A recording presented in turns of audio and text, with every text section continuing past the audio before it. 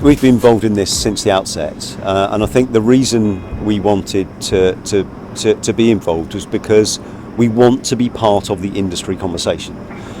It was also very clear to us that what was being proposed was very closely aligned with what we were trying to do as a business and with our projects at the same time. So it was a very natural fit for us to be involved from the early days. In-use energy is basically what do you need for the buildings and the place that you're building to actually function from an energy use perspective. So, you know, how can we reduce that? The first thing we can do is actually design the buildings in a way that they need less energy. And the second thing is, how do the people actually function in that building or that place such that they need to use less energy? I think there are 4 specific objectives, and I think the one that resonates most for me in a year where it's all about action is to actually continue the education on how you actually can implement things that will make a difference. And I think at the moment people want to do the right thing. I think a lot of people don't know how to do the right thing, and they don't know quite what the right target is to be aiming for.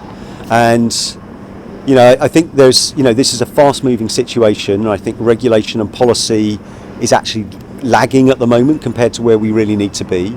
And I think one of the challenges for us as an industry is to actually look forward and actually to set stretch targets for ourselves, and to actually look beyond where we are today, beyond what is an acceptable, compliant scenario today, and say, I mean, one of the things genuinely here is that buildings take time.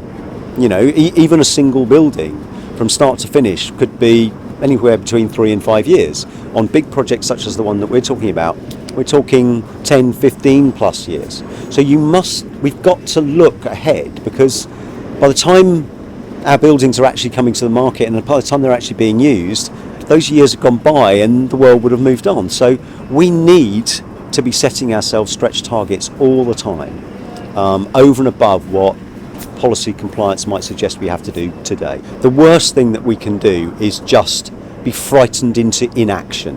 Okay, just small things, and one of the things I would say here is that I'm back to the interface between the E and the S of ESG.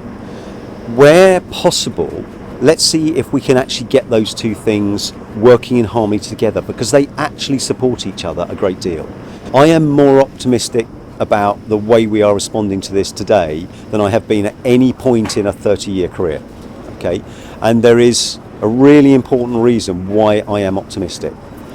If we had been talking about this subject down here at MIPIM even 3 or 4 years ago, it would have been one session, it would have been probably engineers and architects talking about it.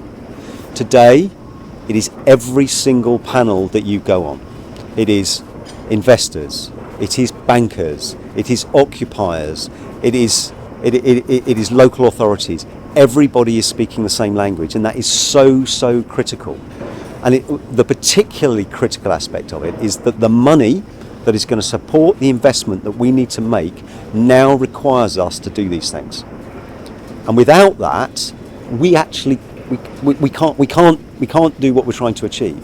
So the fact that international investment, local national investment, banks and everybody else is saying, you're only going to get our money if you're actually going to fulfill these requirements and you can show the way and lead here, means that this is no longer an option.